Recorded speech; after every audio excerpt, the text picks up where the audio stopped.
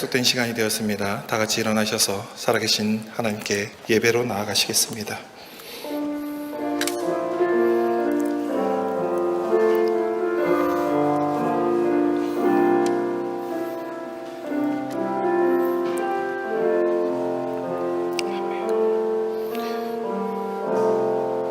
아버지께 참되게 예배하는 자들은 영과 진리로 예배할 때가 오나니 곧 이때라.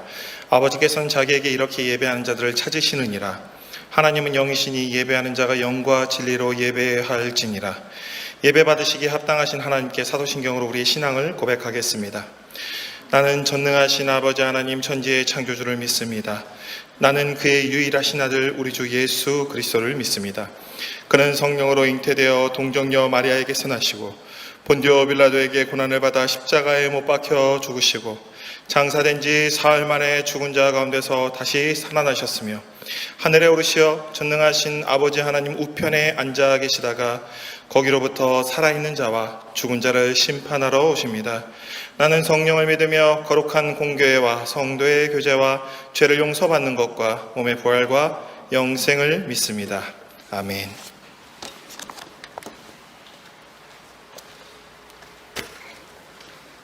샬롬, 안녕하세요. 네, 우리가 정말 각박한 힘든 상황 속에서도 예배를 드리고 있는데 이 예배 자리에 나오신 여러분들 환영합니다. 우리가 슬플 때 기쁠 수 있고 또 기쁠 때 슬플 수도 있는 말이 다 지나가리라 라는 말이래요. 오늘 찬양을 묵상하면서 교만할 때 겸손할 수 있고 또 열등감을 느낄 때 힘을 얻고 능력을 얻을 수 있는 말이 나의 나된 것은 다 하나님의 은혜라 라는 말인 것 같습니다. 우리 함께 찬양하시겠습니다.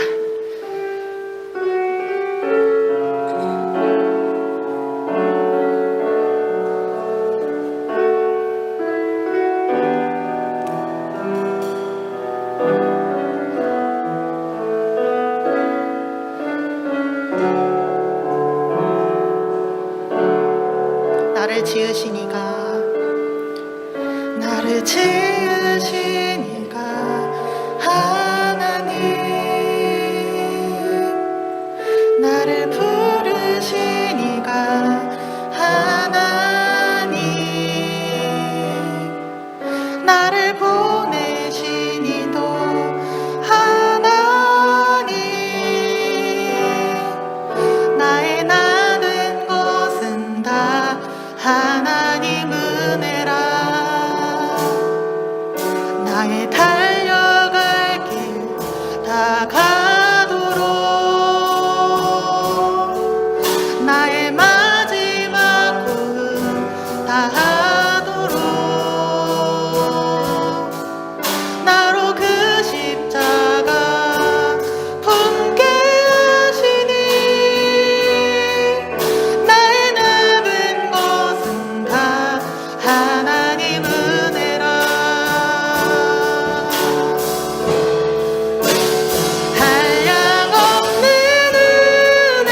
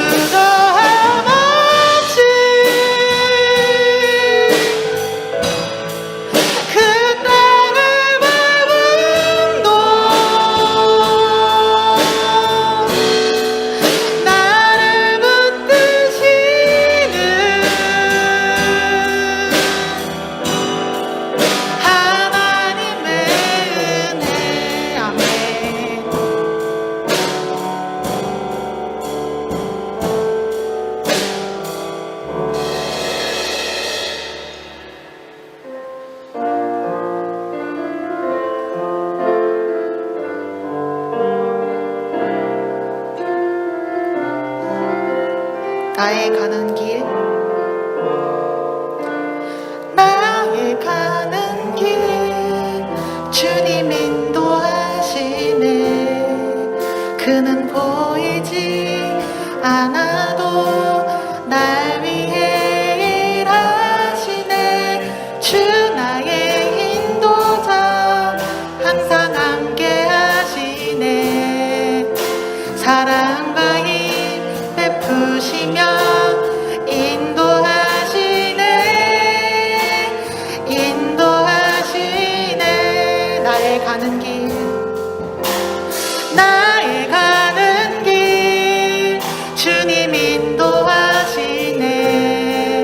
그는 보이지 않아도 날 위해 일하시네. 주 나의 인도자, 항상 함께 하시네. 사랑과 힘 베푸시며 인도하시네. 인도하시네. 광야에 길을 만드시고 날 인도해. 사막에 가 만드신 것 보라. 하늘과 땅 변해도 주의 말씀 영원히 내 삶 속에 새 일을 행하리. 나의 가는 길, 주님 인도하시네. 그는 보이지 않아도 날 위해 일하시네. 주 나의 인도자, 항상 함께 하시네. 사랑과 힘 베푸시며 인도하시네. 인도하시. 주 나의 인도자, 주 나의 인도자, 항상 함께 하시네. 사랑과 힘 베푸시며 인도하시네. 인도하시네. 주님, 내가 지금 정말로 내가 될 수 있고 하나님께서 만들어주시고 하나님께서 기뻐하시는 내가 될 수 있는 바로 그 길이 예수님께서 인도하시고 또 피땀 흘려 일구어 내주신, 구원을 주신 그 십자가의 길가의 길임을 믿습니다. 예수님께서 내가 길이요 진리요 생명이라고 말씀하셨는데 우리가 그 길의 방향을 잘못 가고 삐죽 엇나가고 그럴 때마다 하나님께서 우리를 이끄시고 우리를 붙잡아 달라고 함께 기도하시겠습니다. 기도하시겠습니다.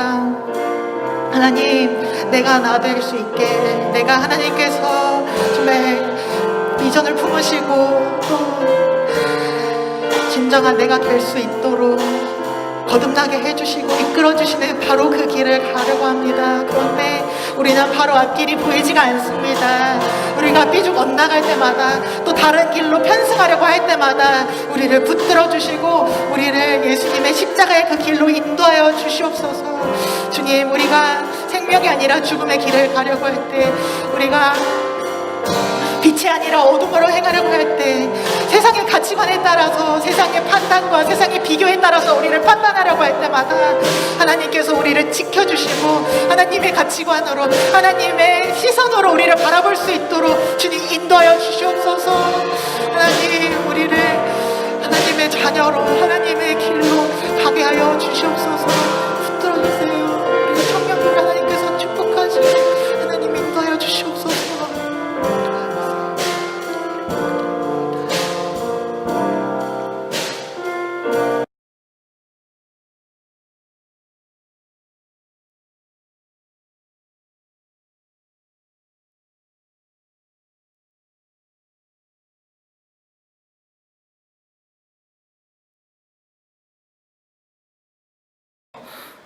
예배 드릴 수 있도록 건강한 몸과 또 마음을 허락해 주셔서 너무나 감사합니다. 코로나로 인해서 교회에 쉽게 오지 못하는 상황이 되었습니다. 그 상황 속에서도 이렇게 기회를 주시고 또 나올 수 있도록 도와주셔서 너무나 감사합니다. 한 주간 또 하나님 아버지 잊고 살 때가 많았는데 그러한 우리들 마음을 이해하여 주시고 또 고쳐주셔서 하나님 아버지 찾을 수 있는 마음을 가질 수 있도록 도와주시옵소서. 기분이 안 좋거나 또 안 좋은 상황에 놓여 있는 사람들도 많이 있을 것입니다. 그 상황 속에서 또 하나님 아버지 믿는 그 마음을 잃지 않는 그러한 모습을 하나님 아버지께서 사랑해 주실 것이라고 믿습니다. 아픈 사람이 있다면 다가가서 한마디라도 건네줄 수 있는 우리들이 되게 하여 주시옵소서. 사람을 의지하기보다 하나님 아버지를 의지할 수 있는 우리들이 되었으면 좋겠습니다. 쉽게 유혹에 넘어지게 되는데 그때마다 다시 일으켜 주시고 또 깨끗하게 씻겨 주셔서 너무나 감사합니다. 그런 하나님 아버지의 사랑을 잊어버리지 않게 하여 주시옵소서. 어떠한 일이 있더라도 항상 뒤에 계시는 우리 곁에 계시는 하나님 아버지 계시다는 것을 너무 감사합니다. 예수님의 이름으로 기도드렸습니다. 아멘.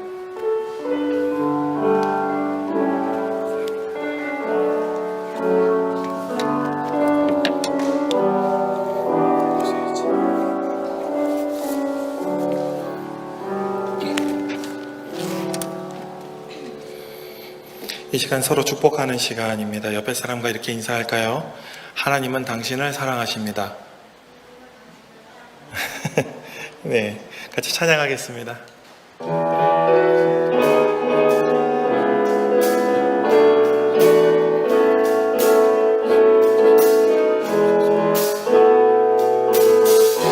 하나님의 사랑이 당신의 삶 가운데 가득하기를 축복합니다.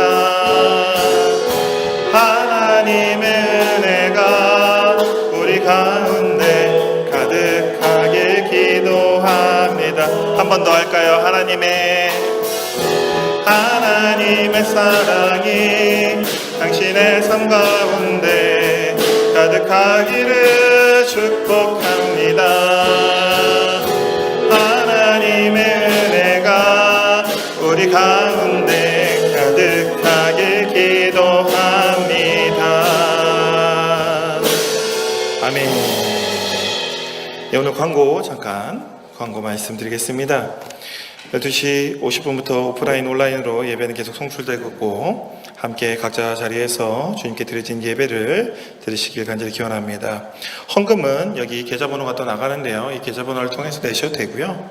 한 번에 가져와서 좀 또 내셔도 되고 여러분의 믿음대로 한번 하시면 될 것 같습니다. 그리고 또 지난주 한 주 동안 우리 같이 수련회 했습니다. 수련회 참 감사하게 수련회 잘 마치셨고요.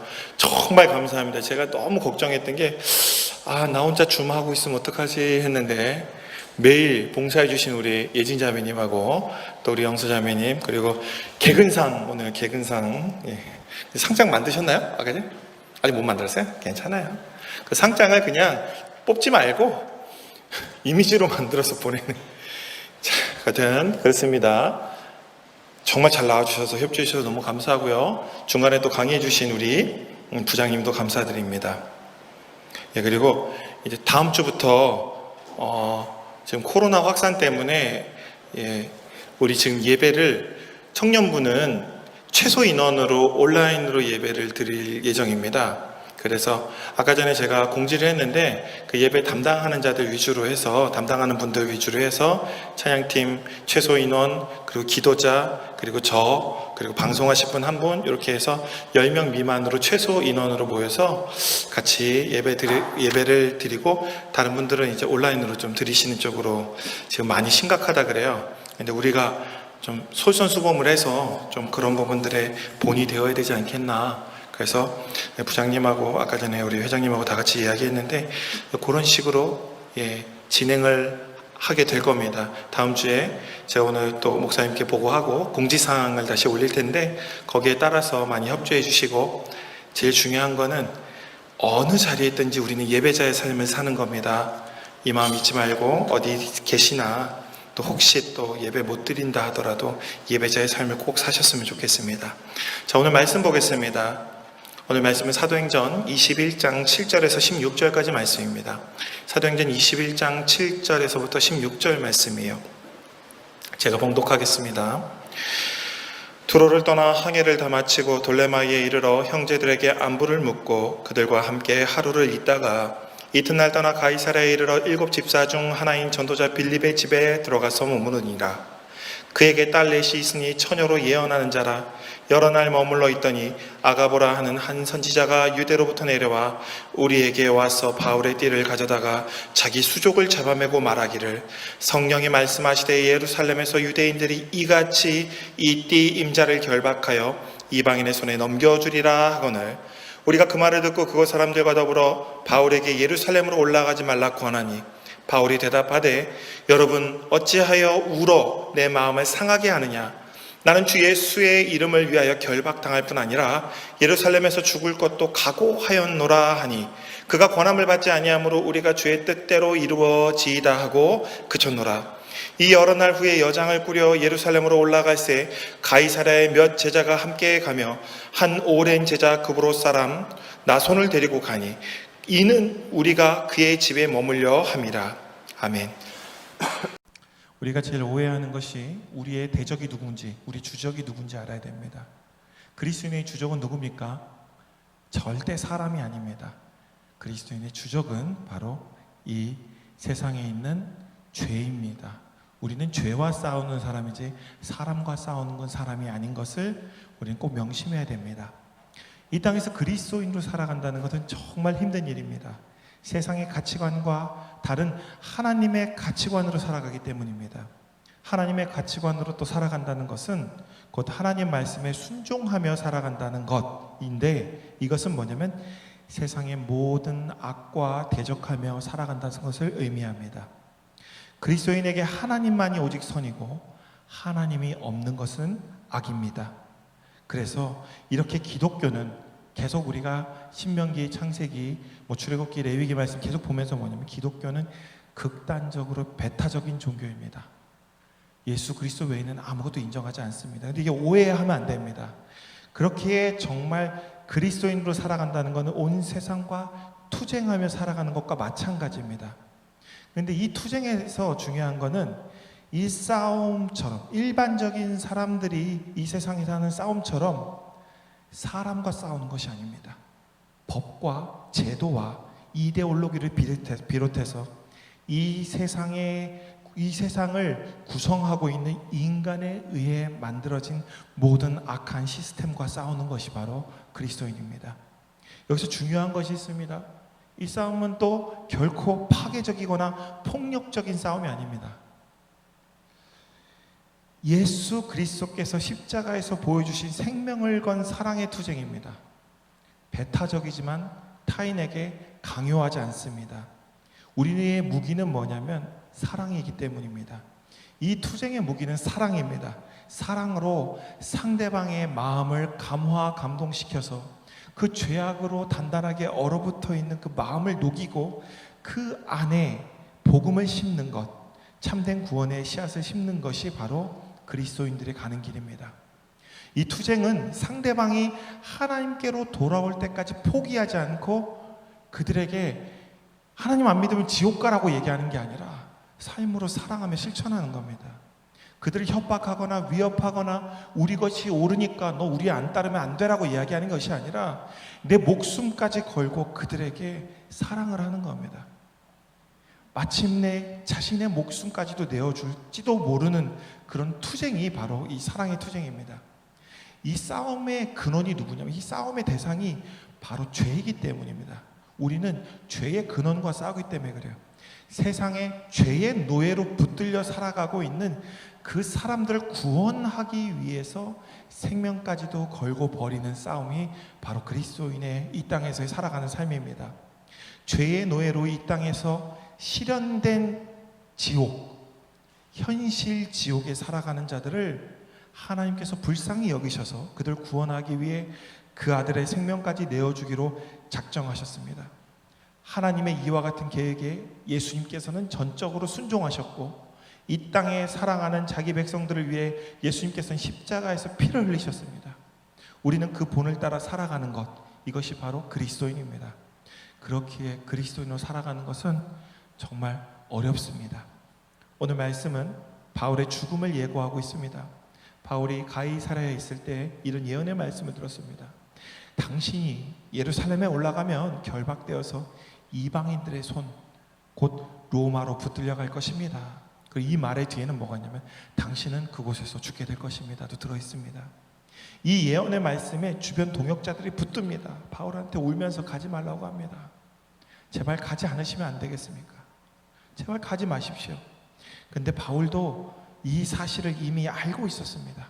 그래서 이렇게 말합니다. 사도행전 21장 13절에 바울이 대답하되 여러분이 어찌하여 울어 내 마음을 상하게 하느냐. 나는 주 예수의 이름을 위하여 결박당할 뿐만 아니라 예루살렘에서 죽을 것도 각오했다. 이미 알고 있었던 것입니다.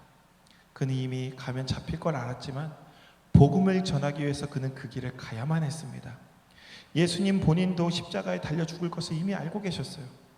그 겟세마네 동산에서 기도하다가 중간에 도망치면 됐습니다. 그 겟세마네 동산에 안 있었으면 안 올라가면 됐습니다. 근데 다 알고 계셨습니다. 그때 가룟 유다가 가는 것을 다른 제자들에게 못 가도록 막았으면 됐습니다. 아니 처음부터 이 가룟 유다를 제자로 받아들이지 않았으면 좋았을 것입니다. 근데 예수님은 이 십자가의 죽음을 피하지 않았습니다. 아니 피할 수가 없었습니다. 너무 피하고 싶고 죽기는 싫었는데 이게 하나님 뜻입니다. 그리고 또 내가 너무 사랑하는 이 땅에 죄에 빠져서 고통당하는 사람들을 살리기 위해서는 이 길밖에 없었습니다. 그래서 엎드려 기도하는 겁니다. 예수님이 엎드려서 겟세마네에서 울며 기도하는 겁니다. 내가 정말 여기서 도망치지 않게 해주세요. 이게 기도가 이렇습니다. 처절한 기도입니다. 다른 게 아니라 지금 너무 무서운데 내가 도망치지 않게 해주세요.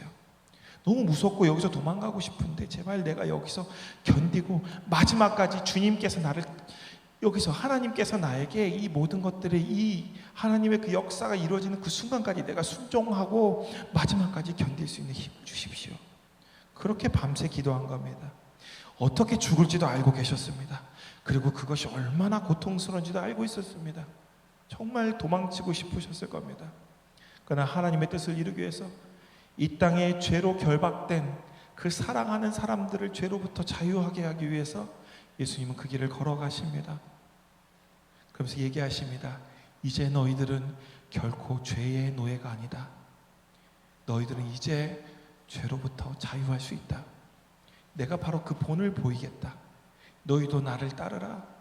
너희도 이제 나를 따르면 더 이상 죄의 종이 아니다. 이제 너희도 하나님의 자녀다. 아들이고 딸이다 라고 얘기하십니다. 그리스도로 살아간다는 것은 바로 이런 것입니다. 사람들이 참 착각하는 것이 많습니다. 저도 그랬습니다. 저도 그렇게 알고 지냈습니다. 그 중에 하나가 뭐냐면 이 땅에서 살아가는 그리스도인이 세상에서 성공했다는 것입니다. 성경에서 가장 성공하시고 하나님의 말씀을 가장 잘 성취하신 분이 누군지 아십니까? 방금 봤던 예수님입니다. 예수님은 마지막에 어떻게 되셨습니까? 외롭게 홀로 십자가에서 달려 죽으셨습니다. 예수님은 살아생전에 제대로 단 한 명도 회심시키지 못하셨습니다. 한 명도 전도하지 못했어요. 부활하신 후 그 제자들이 예수님의 부활을 목격하고 나서야 그들이 회심했지, 예수님은 공생의 기간 동안 정말 아무것도 못하셨습니다. 돌아가시자마자 제자들은 다 뿔뿔이 흩어지고 자신의 일상으로 다 돌아갑니다. 그만큼 예수 믿는 것이 어렵습니다. 근데 거짓말 한 겁니다. 사람들이 예수 믿으면 잘 된다는 거, 예수 믿으면 성공한다는 거. 사탄이, 우리 이번에 같이 성경 공부했죠, 광야에서 예수님을 시험한 것처럼 거짓말로 한 겁니다. 하나님을 믿으면 떡을 준다고, 너희 욕망을 채워줄 것이라고, 또 하나님을 시험해 보라고, 하나님을 시험해서 하나님이 너의 기도에 응답하는지 한번 해보라고, 또 십자가보다 이 땅에서 영광을 더 중요하게 뭐라고 하는지 아십니까? 십자가에 대한 얘기는 하지 않고 이 땅에서 너가 성공해야 사람들이 너를 보고 하나님께로 오면은 성공할 줄 알고 이곳에 모인다라고 거짓으로 선포하는 것입니다. 예언서의 말씀이 또 교회 강단에서 강력하게 선포됐다면, 진짜 원래 성경에 나와 있는 말씀을 그대로 전했다면 이 시대에 사람들이 이렇게 교회에 많이 나올까라는 생각을 저는 되게 많이 해봅니다. 호세아의 말씀을 보고, 이사야의 말씀을 보고, 예레미야의 말씀을 보고, 아모스의 말씀을 보면서 아무리 생각해도 이 말씀을 듣고 있는데 부끄러워서 어떻게 이 자리에 앉아 있는지 모르겠습니다. 저 자신도 거기서 부끄러움을 느낍니다. 근데 어떻게 그 책망하는 말씀을 들을 때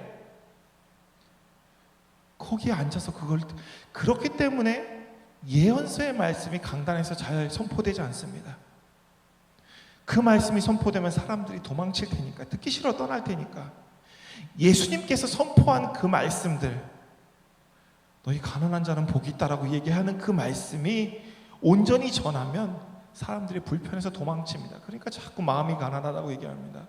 마음이 가난하면 그러면서 자꾸 너희가 부자인 것을 용인해 줍니다. 그렇지 않습니다.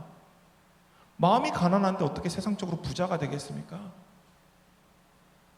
거짓말입니다. 거짓말. 자꾸 더 부자가 되라고 부추깁니다. 어느 순간에 제가 살펴보니까 너무 마음이 아픈 게, 주일날 누가 교회 올 수 있는지 아십니까? 그래도 토요일하고 주일은 쉴 수 있는 사람들이 교회에 나옵니다. 그럼 무슨 말이냐면은, 저 하위에 일주일에 한 번도 쉬지 못하고 엄청나게 힘들게 노동하는 사람들은 아무도 교회에 나올 수가 없습니다. 그럼 다시 한번 보십시오. 교회에 나오는 사람은 나올 만한 사람 나온다는 그런 결론이 어느 순간 났습니다. 구로동에 교회가 없어요. 구로동에, 개봉동에 교회가 없습니다. 인구 밀도가 그렇게 높은데 교회들이 다 문 닫았습니다. 왠지 아십니까? 성도들이 없습니다. 왜 없을까요? 그 사람들은 24시간 일하거든요. 계속 일하니까. 일해야 먹고 사니까 종교 생활을 할 수가 없는 겁니다. 그러니까 어느 순간에 보니까 제가 교회에 이렇게 다니면서 느끼는 건데, 교회에 계시는 분들 중에 어려운 분들이 있습니다. 근데 어려운 분들보다 그래도 괜찮은 분들이 더 많습니다. 비율이. 밖에 나가면은 괜찮은 사람이 20%고 어려운 사람이 한 80%면, 여기 안에 들어오면 괜찮은 사람이 50이 넘어가고 어려운 사람이 40, 50 미만입니다. 원래 가난한 사람들이 벌떼처럼 몰려와서 엎드려 기도하는 것이 교회입니다. 성경 말씀이 온전히 전해지면은 죄진 사람들, 세상으로 부끄러운 사람들은 여기에 엎드려서 기도할 수가 없습니다. 내가 원하는 거 살려달라고, 돈 달라고, 부동산 뭐 이런 거 얘기할 수가 없습니다. 우리 집이 팔리지 않아서 지금 너무 어려워요. 이런 말 못합니다. 집 없는 사람이, 지금 당장 하루 먹고 하루 벌어 먹는 사람이, 두랩돈 내는 과부가 이 자리에 나와서 주님 앞에 엎드려서 기도하게 됩니다. 언제 선지자가 사람들을 우르르 몰고 다니면서 왕 앞에서 위력 시위를 합니까? 그런 적이 단 한 번도 없었습니다. 선지자는 결코 사람들을 선동하거나 패거리를 만들지 않습니다. 예수님이 오병이어 기적을 일으켰을 때 사람들이 예수님과 뭐라고 했는지 아십니까? 주여, 당신의 능력이 이렇게 뛰어난데 우리와 함께 나라를 세웁시다. 로마로부터 독립합시다 라고 얘기합니다. 예수님 어땠는지 아십니까? 나는 그거 하러 온 사람이 아니다 하면서 피해버립니다. 그런 방식으로는, 그렇게 나라를 세워서 우리에게 상처 준 사람들에게 복수하는 걸로는 결국 이 땅에 영원히 구원을 받을 수 없고, 영원히 이 땅의 죄로부터 결박된 우리의 이 죄악된 본성으로부터 결국 자유할 수 없기 때문에, 그 방식으로는 해결할 수 없기 때문에 예수님은 나라를 안 세운 겁니다. 충분히 세우고도 남을 힘이 있었지만 안 그랬습니다. 사람을 선동하는 것들은 다 사기꾼입니다. 여러분들 잊지 마십시오. 선동자들은 다 사기꾼입니다. 진짜 선지자는 그 길이 죽을 길인 줄 알고 혼자 죽으러 용광로로 뛰어가고 사자굴로 간 사람입니다. 거짓 선지자에 현혹되지 마십시오. 여러분들을 끌어모아서 뭔가 하자 그러면 웬만하면 사기꾼입니다. 끌어모을 필요가 없습니다. 예수님을 보면 우리가 따라가고 싶은 것처럼 그 사람이 오라고 안 해도 우리가 갑니다. 그것도 많이 갈 것 같아요? 많이 안 갑니다. 조금 갑니다. 진짜 하나님이 세운 사람 조금 갑니다. 목숨까지도 내어놓을 정도로 진짜 믿는 사람 조금 갑니다. 되게 막 사도행전 보면 부흥 많이 한 것 같고 사람들이 예수 많이 믿은 것 같죠? 절대 그렇지 않습니다. 하도 박해를 하니까 사람들이 다 떠납니다. 마지막 박해가 끝날 시점쯤에 몇 명 있었냐면은 로마에 1000명 남았고 로마 본토에 1000명 남고 로마 바깥에 다 떠난 사람까지 합쳐서 2000명 남았습니다. 2000명. 그러니까 히브리서에서도 나오고 베드로전서에도 나오고 자꾸 그 말이 나오는 겁니다. 흩어져 있는 나그네들이여 마지막까지 믿음을 지켜라. 다 떠났습니다. 다 떠나고 2000명 남았습니다. 엄청나게 부흥했을 것 같죠? 거짓말입니다. 죽을 사람 다 죽고 떠날 사람 다 떠나고 진짜 믿음의 사람 2000명 남았습니다. 자꾸 거짓말합니다. 사람들은 엄청난 사람들이 막 벌떼같이 몰렸다고. 와서 죄 짓지 말라 그러는데 죄악된 사람이 그 말 듣고 어떻게 따라갑니까? 안 따라옵니다. 그런데 그 바로 2000명이 남아서 참 그리스도인 참 선지자가 있어서 그 말씀이 오늘 우리에게 전해졌습니다. 그 말씀은 여러분들을 죄에서 자유하게 하는 진짜 복음입니다. 바울과 같이 죽음을 도외시하고 하나님의 복음을 전하기 위해서 가라앉는 곳이라면 어디든 가며 순종함으로 간 그 사람이 그곳에서 사랑함으로 오늘 우리가 이 믿음의 사람 된 것입니다. 코로나19 시대를 맞이해서 우리가 그리스도인이라면 어떻게 해야 하는지 우리는 말씀을 통해서 알 수 있습니다. 뭐겠습니까? 사랑하는 겁니다. 사랑. 복잡하지 않습니다. 너무 단순합니다. 사랑하는 겁니다. 배려하는 겁니다. 세상이 요구하는 것보다 더 배려하고 더 사랑하고 더 지켜주면 됩니다. 그래야 세상이 우리 보고 너희들이 종교 장사하는 거 아니라고 말할 수 있는 겁니다. 그들은 우리를 종교 장사꾼이라고 봅니다. 우리가 진짜 그리스도인이라는 것을 증명해내는 것이 뭐냐면 이 시대에 더 사랑하고 더 배려하고 더 손해보는 겁니다. 지금까지 우리가 사후보험을 팔고 있었다라고 사람들이 손가락질합니다. 죽으면 천국 간다고. 됐다고. 난 이 땅에서 천국으로 살다가 죽으면 지옥 갈 거라고. 이런 말들이 왜 생겼겠습니까? 그리스도인으로 사는 것이 구원받은 삶이 아니라고 자꾸 그들에게 천국 가면 행복할 거라고 자꾸 거짓말을 했습니다. 아닙니다. 예수 그리스도께서는 십자가에 달리셔도 거기서 행복해 하셨습니다. 왜 행복하셨을까요? 고통 가운데서 행복합니다. 내가 사랑하는 저 사람이 구원받을 것이기 때문에 행복합니다. 진정한 행복과 죄로부터 자유와 평화와 안식은 이 땅에서 누릴 거 다 누리고 저기 천국 가는 게 아니라 이 땅에서 고통받은 거에 대한 보상으로 천국 가는 게 아니라 어떤 상황에서도 이 땅에서 천국을 누리는 자입니다. 자꾸 이상한 이야기들을 해버립니다. 우리의 믿음이 저는 지금 이 시대에 시험대에 오르고 있다고 봅니다. 지금 우리가 진짜 믿는 사람이었는지 아니면 불에 타서 없애버려 쭉정이었는지 그것을 밝혀지는 때가 바로 이때가 아닌가 봅니다. 제일 이해가 안 가는 게 돈 몇 푼 때문에 교회가 힘드니 어쩌니 예산이 어쩌니 저쩌니 하는 그런 교회들을 볼 때마다 미칠 것 같습니다. 이 코로나가 계속되면 교회가 무너질 수 있다는 예측을 하고 있는 사람들의 이야기를 볼 때 제가 정말 화가 났는데 오늘 너무 감사한 이야기를 봤습니다. 여러분들한테도 읽어드릴게요. 참 우리가 좀 생각을 좀 바꿔야 됩니다. 여기 한 목사님이 올린 글입니다.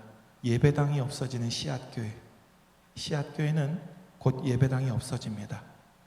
코로나 시대의 방역 지침을 정확히 지키면서 작은 교회가 모일 수 있는 물리적인 방법이 없습니다. 이런 상황에서 공동체의 가정들이 감내해야 하는 경제적 어려움이 커지고 있다는 이야기들이 계속 들려옵니다. 씨앗교회는 현 예배당 임대를 포기하고 그 보증금을 성도들의 일상을 돕는 기본소득으로 지급하기로 결의하였습니다. 모든 가정에게 가정 단위로 6에서 10개월 정도로 그 임대 보증금을 주기로 했다고 합니다. 교회가 없어지는 것이 아닙니다. 여전히 씨앗교회는 예배하고 물론 아주 작은 카페에서 온라인 중심으로 드려지겠지만 교제하며 더욱 교회다운 교회로서 존재할 것입니다. 작은 교회에서 더 작은 교회로 더 깊은 일상으로 들어가는 상식적인 교회로 씨앗교회는 살아가려 합니다. 이런 교회가 있습니다. 그런데 자꾸 돈 문제가 어떻고 이거는 우리의 민낯을 드러내는 것입니다. 믿음이 없는 것입니다. 언제 우리 신흥교회가 돈이 있어서 이만큼 교회가 지어졌고 많은 사람들이 모였고 함께 예배를 드렸습니까? 그리고 누가 헌금을 내서 그것이 교회가 돌아간 줄 아십니까? 절대 그렇지 않습니다. 하나님이 하신 겁니다. 하나님이 하셨습니다. 우리는 이 사실을 결코 잊어서는 안 됩니다. 하나님이 하셨습니다.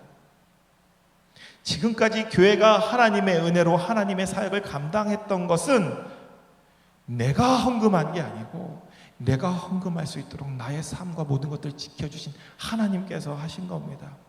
나의 더럽고 썩고 추악한 마음, 그 욕심이 있는 그 마음, 그것들을 하나님이 다 열어 제껴서 낫게 하여 주시고 그 안에 사랑 들어가게 해주셔서 나의 귀한 예물을 가져올 수 있게끔 하나님이 우리를 바꿔주신 것입니다. 오늘 이 교회는 코로나를 통해서 무너진 게 아닙니다.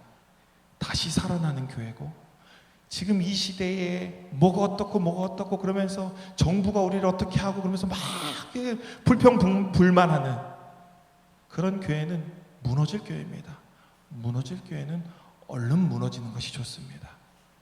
살아날 교회의 걸음이 되게 빨리 무너져 버리는 것이 좋습니다.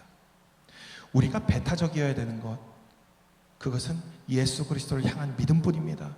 그 이외의 모든 것으로부터 우리는 배타적으로 대하는 것이 아니라 사랑하는 것입니다.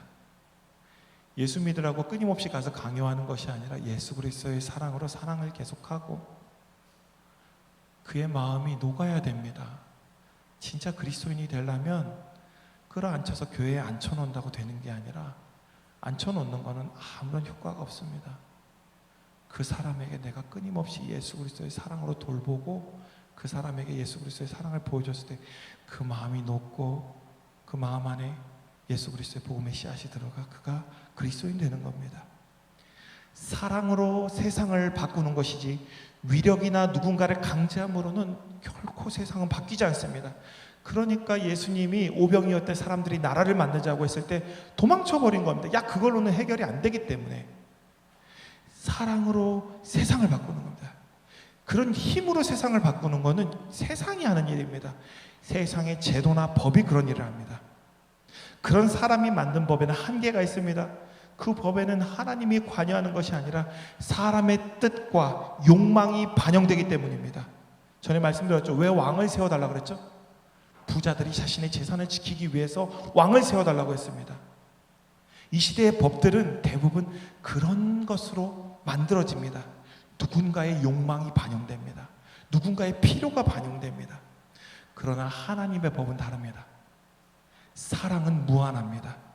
모든 것을 수용하고 모든 것을 그 품에 안을 수 있고 그 사랑은 사람의 마음을 열어서 죄인이 스스로 그 죄를 회개하게 만들고 그에 대한 열매를 맺게 하고 하나님께로 돌아오게 만들며 그가 다시 선한 사람으로 바뀌게 만들어줍니다.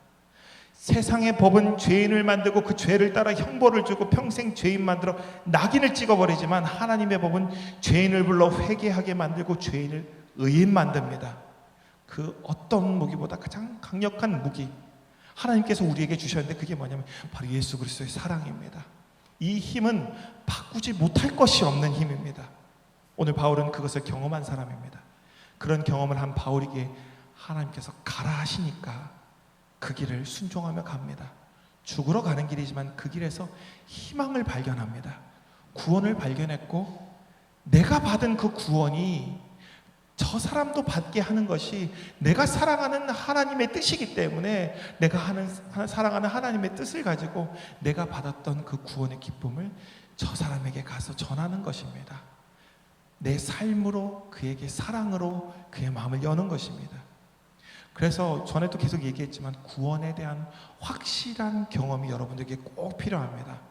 하나님의 놀라우신 사랑을 꼭 경험해야 됩니다. 그래야만 우리가 그 사랑을 할 수가 있습니다. 이미 그런 경험을 하신 분들도 계시지만 혹 아직 경험하지 못한 분이 계시다면 하나님 앞에 좀 엎드려 한번 기도해 보십시오. 하나님 앞에 제발 구해 보십시오. 하나님께서 반드시 여러분의 기도에 응답하실 것입니다. 우리 가끔 부르는 찬양 중에 오늘 제목이 이거죠. 이 찬양이 갑자기 생각나서 우리 걸어가는 이 길이 결코 처음 밟는 길이 아니야. 수천 년 동안 온 땅 곳곳에서 주님 따른 흔적이 있으니 이미 갔습니다. 그리고 또 이러죠. 2절은 낯설고 두려워 보일지라도 삶의 무게를 뚫고 우리 안에 흘러들어오는 주님의 부활의 생명을 보라고. 오늘 우리는 참된 그리스도인이 되기 위해서 먼저 바울과 같은 회심의 과정을 거쳐야 됩니다. 그리고 예수님을 만나야 됩니다. 그리고 그 사랑을 경험해야 됩니다. 그 과정을 통해 우리는 놀라운 구원을 경험할 때, 은혜를 경험할 때 우리는 뭐냐면 사랑이라는 무기를 갖게 됩니다. 사랑이라는 정말 절대 어떤 것도 이겨낼 수 있는 강력한 힘을 갖게 됩니다. 그리고 이 시대에 참 그리스도인으로 사명을 받게 됩니다. 이 시대에는 지킬 것이 많아져 버려서 오히려 그로 인해 세상 유혹에 너무 취약해져 버린 이 세대 사람들을 사랑하는 사명을 우리가 이제 받게 될 것입니다. 이 세대 사람들이 너무 안타까운 게 지킬 게 너무 많습니다. 건물을 지켜야 되고 성도들의 숫자를 지켜야 되고 그리고 내 가족을 지켜야 되고 내 삶을 지켜야 되고 당장 내가 필요한 것 항상 누리고 있던 것들 누려야 되고 이게 너무 많습니다. 이 시대가 오히려 복음 전하기가 더 힘들지도 모릅니다. 설득해내기가 더 어려울지도 모릅니다. 이런 시대에 여러분들은 사명을 이미 받으셨는 분도 계실 테고 앞으로 그 사명을 받게 될 분들도 계실 겁니다. 이때 우리의 싸우는 무기는 그들과 싸우는 게 아니라 그들을 비난하고 욕하고 그들을 어떻게 하려는 게 아니라 그들이 짓고 있는 죄와 대신 싸워줘야 됩니다. 사랑으로 이 땅의 죄로부터 노예가 되어서 죄랑 싸울 힘이 없는 그 사람들을 대신해서 우리가 죄와 싸워줘야 됩니다. 그래서 그들을 죄로부터 해방시켜 구원으로 인도해 나가야 됩니다. 우리는 오늘 바로 이를 위해 부름을 받았습니다. 고린도후서 10장 4절에서 5절 말씀을 보면 우리는 세속의 무기를 가지고 싸우는 것이 아니라 아무리 견고한 성이라도 무너뜨릴 수 있는 하나님의 강력한 무기를 가지고 싸우는 것입니다. 우리는 잘못된 이론을 무찔러버리고 하나님을 아는데 장애가 되는 모든 오만을 쳐부수며 어떠한 계략이든지 다 사로잡아서 그리스도께 복종시킵시다. 뭐랑 싸워야 됩니까? 우리가 싸우는 것은 사람이 아닙니다. 이 세상의 악한 시스템과 악한 법과 악한 체계와 싸우는 것입니다. 그래서 그 죄악에 물들어서 죄악에 병든 사람들, 죄악에 노예된 사람들을 그곳으로부터 해방시키는 것입니다. 그걸 뭘로 해방시키냐? 사랑으로 하는 것입니다. 하나님께서 믿는 자에게 주신 강력한 무기, 우리가 걸어가는 이 길이 결코 쉬운 길은 아니지만 이미 우리는 예수 그리스도를 통해 승리했기 때문에 우리가 그 길을 가기만 한다면 반드시 그 끝에서 승리하며 그날에 하나님 앞에 섰을 때 착한 일꾼이라 칭찬받을 줄 믿습니다. 기도하겠습니다. 사랑과 내가 많으신 하나님, 이 시대에 우리를 그리스도인으로 불러주시고 이렇게 귀한 사명 우리에게 주심에 감사드립니다. 오늘 우리가 가는 이 길이 낯설고 두려워 보일지라도 담대히 주님 가신 길을 따르는 이 시대의 복음의 사명자 되길 원합니다. 세상에 넘어지지 않고 담대히 세상에 맞서 그리스도인으로 사랑으로 세상을 변화시키는 이 시대의 희망의 빛이 되는 우리 신흥의 청년들 다 되게 주님 인도하옵소서.